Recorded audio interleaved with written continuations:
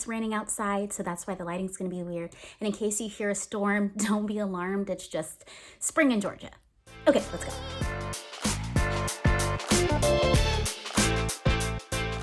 What's up? I'm Shanice and welcome to my YouTube channel. Vacation season is upon us, and if you're anything like me, you like to enjoy yourself and have some fun while also saving your coin.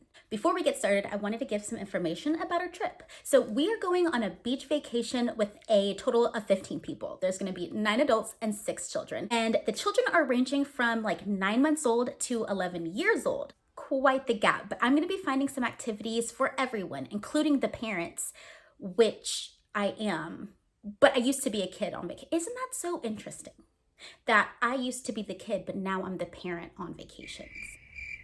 I should also mention that I am not an expert. In fact, this is only the second year that we're taking a family vacation, like my parents, my siblings, and their families.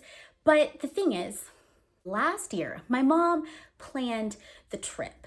It went fine.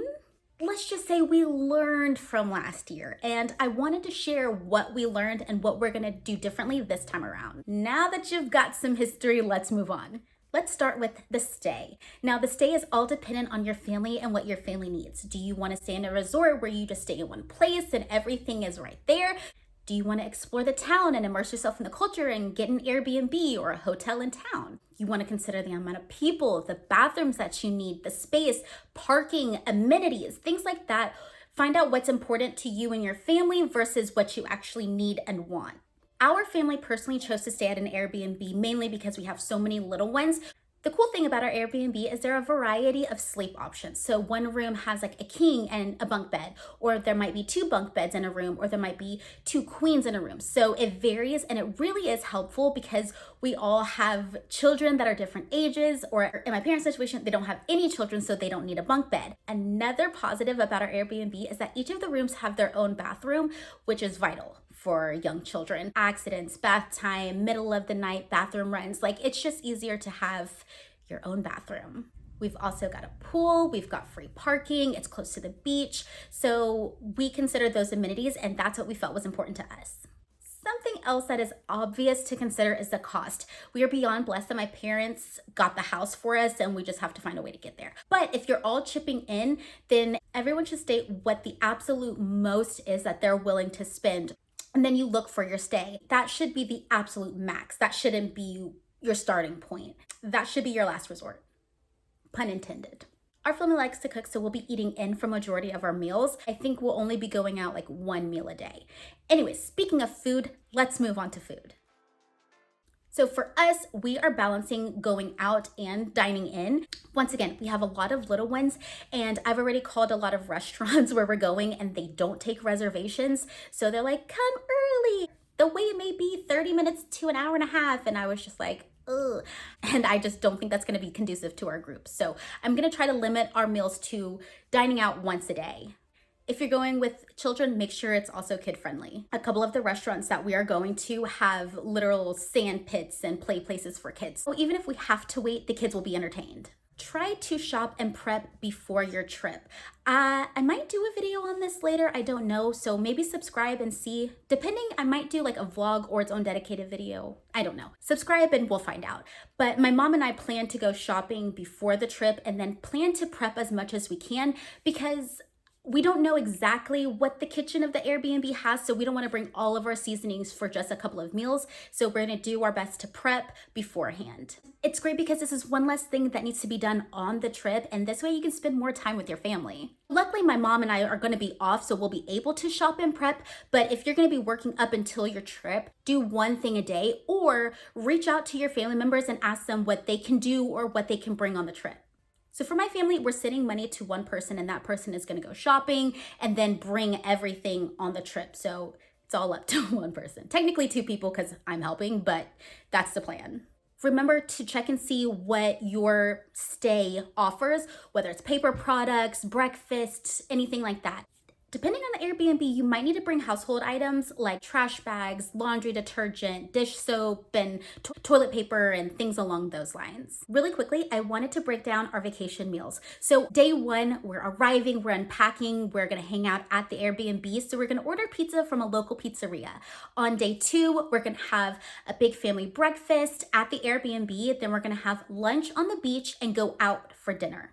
On day three, we're all doing our own thing for breakfast at the Airbnb. Then we're gonna go out for lunch because we're gonna be doing some activities out on the town. And then that night, we're gonna have dinner at the Airbnb. We're gonna have it more of a buffet style casual dinner. On day four, we're gonna do our own thing for breakfast and for lunch, but then we're gonna come together at dinner. We're gonna celebrate my niece's birthday as well as have like a nice Italian dinner at the Airbnb. Because our checkout time is early, we're gonna go out to eat for breakfast, and then that'll be our last meal together, and then we'll go home. Okay, let's move on to the activities. So it's been a while since everybody has gotten together, and I thought it'd be fun to have a game night for all of us to reconnect as a family. As siblings, it's easy for us to just kind of pick up where we left off, but for our significant others and our children, it might be a little bit more challenging. So I thought a game night would kind of be fun to loosen everyone up and get reacquainted. For the kids, I'm bringing floor puzzles, blocks, books, coloring activities, different things like that so that they can hang out at the house. As I mentioned, we also have the pool, so I'm sure we'll be taking advantage of that. Last year, we did not have a plan going into this vacation. It was just more of like, oh, we might do this or that. And then everyone was just doing their own schedule. And so some people were ready to go and some people were like, the babies are sleeping or whatever. So I sent out in an itinerary that I made on Canva. There's a slide for each day and it shows the activities and the restaurants that we plan to visit. Because we have such little ones going on this trip, I thought it'd be best for the families to plan naps or meal times around our activities. It's one activity planned for each day and each night. There's plenty of room for flexibility, but it also ensures that we're able to do things as a large group. Speaking of large groups, call ahead and see if you can get any group discounts or military discounts. I called one of the local museums that we're going to be visiting and got a hefty discount because we're going to be visiting as a group. And as much fun as it is hanging out together, there's just something about hanging out with the girls. So I planned a mom's night out or a girls' night out because my daughter's going to go. And then I also planned a dad's night out. There's so many activities that you could do. You could do bowling, candle making, pottery, a paint and sip, an escape room, mini golfing, a brewery, or whatever is in the area that you're visiting. There was something that came up last year that made me want to incorporate it into this year's vacation, and that is a solo family day. Each family is in a different phase of life. Like my parents don't have any kids, they could do their own thing. Some of my siblings have little babies and maybe they just want to hang out at the house. I have an 11-year-old and a 5-year-old and they're active and they want to go explore. So I planned a solo family day. I don't know if we're going to go go-karting, mini golfing, or a water park, I don't know, but we've got options. I just wanted to make sure that everyone would have the opportunity to do their own thing on their own time.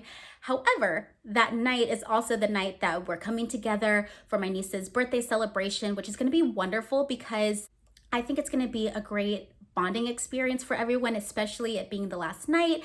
But it also works out that it's the last night because our checkout time is 9 a.m. I wanted to make sure that we would have plenty of time to do laundry, pack, clean up the Airbnb, make sure we had all of our things together. And that way in the morning, we would just be able to leave. As I said at the beginning of the video, this is only our second year going on a multi-family trip. So if you do this often and you're a vet, please leave your tips and your comments down below. And if you aren't already, go ahead and subscribe. I will be having more spring break content coming your way. Planning, shopping, packing, outfits, you know the drill. It will be done. Anyways, thank you so much for watching and I will see you next time.